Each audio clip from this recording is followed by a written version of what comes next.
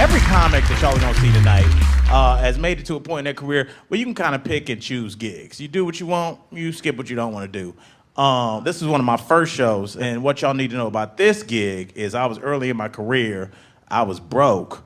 This was roof money. This was so rain doesn't hit your head money. I was gonna do this show. I was gonna do the show. So the gig was a college in Florida. They put me up in this really nice hotel, and there were two things that kind of stood out about the gig just to start. First of all, they wanted me to wear a suit, which again, fine, I was gonna do the show. Second thing, the gig was at 8 o'clock in the morning, which, yeah, good time for stand-up, you know what I'm saying? You want some eggs with those dick jokes? So, didn't matter, I'm gonna do the show. No matter what, I'm doing the show.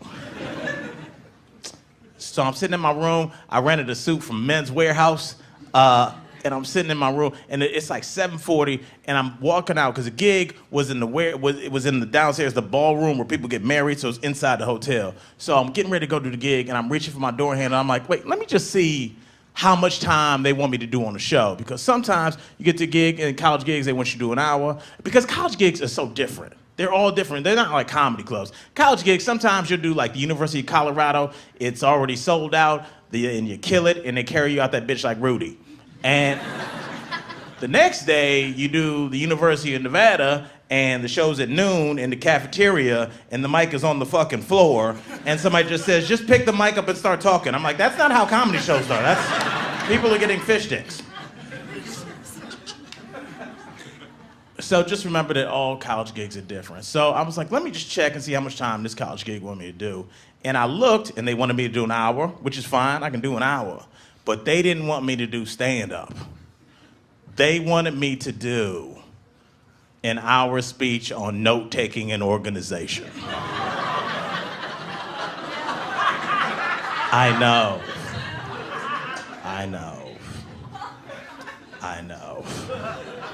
It's like 7:40, and I'm like, this must be a mistake, but let me just make sure, because this is back, I'll tell you back when this is back, I had an old Mac PowerBook, one of those big silver Macs, and yeah, so I just pulled up, just in case they want me to do some shit on note-taking, let me just pull up, so I pulled up an outline, because I used to be a teacher, so I was like, I could bullshit my way through this if I have to. So I pulled up like just a basic outline, so if I had to like refer to it, worst case scenario, they wanted me to do this, I'm fine. So, get my MacBook, go downstairs, get to the bottom of the elevator, and the elevator doors open up, and the liaison from the college goes, are you Jackson? I go, yeah. And she goes, you're late. She swings open the double doors of this ballroom. There's 750 college students in suits, pantsuits, MacBooks, iPads, ready to hear this Negro give a speech on something he's never heard of.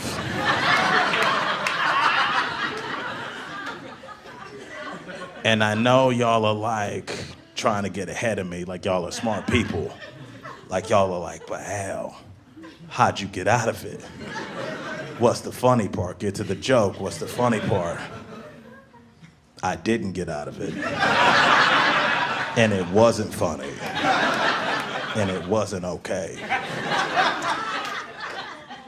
I walked up there, got my Men's Warehouse suit on, I have a giant Mac with me for no reason.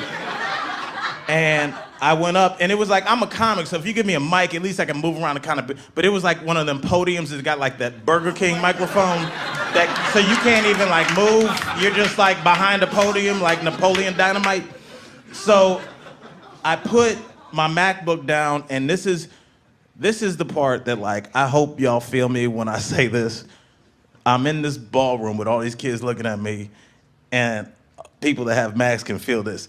I opened up my Mac, and the battery just died. Like, as I opened it, it was just like instant. It was just that gray apple. I was just like, oh shit. But I can't let my face say oh shit, because I'm already gonna bomb. With the help of the computer, I was already done. I was just like, fuck. So, this is happening. And I know a lot of people are like, but then what happened? Like, how'd you get out of it? I didn't get out of it.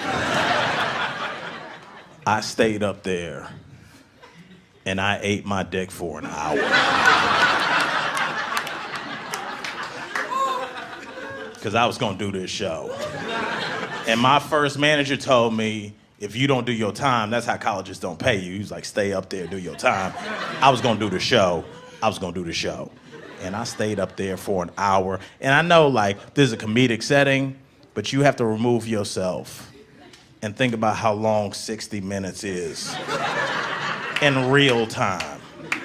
In real time, like how long 60 minutes is. You know how, like, every third year it's your turn to give the Thanksgiving prayer? And it's super fucking awkward. And how long is that? 40 Mississippi? Think about if you had to give the Thanksgiving prayer for an hour this year, only you didn't know what a prayer was. I stayed up there and I bombed. The college kids, they didn't know what was going on. I felt worse for them because it was like, I might as well have just gone up there and put on a French film backwards. Like, they didn't know what was happening. I didn't know what was happening. And I'm just bombing, I'm sweating. And when I don't sweat at all on stage, but when you're bombing, like, sweat starts coming from your side and like weird places. And there was this young black dude that booked me, and he's got his cell phone on that red light, and he's waving to give me the throat slash, like, get off the stage. And I'm like, nope, you're not gonna pay me. And I stayed up there for the whole time. I get off stage, and I have to walk back through the crowd of college kids that just are stunned at this point, like no one's talking. And I go to get my check from the black dude, and he's so mad at me, he throws my check on the ground. I needed the money. I went to go pick it up, and as I reached down to get it, like this big 6'3", like 50-year-old white guy brushed past me so hard. Like, if he had done it like in a bar like this, it would have started a fight. Like, I mean, he almost knocked me over, and he goes straight up on the stage angrily and starts giving a speech on note-taking and organization. Funny story, kids. The college fucked up and sent me his contract.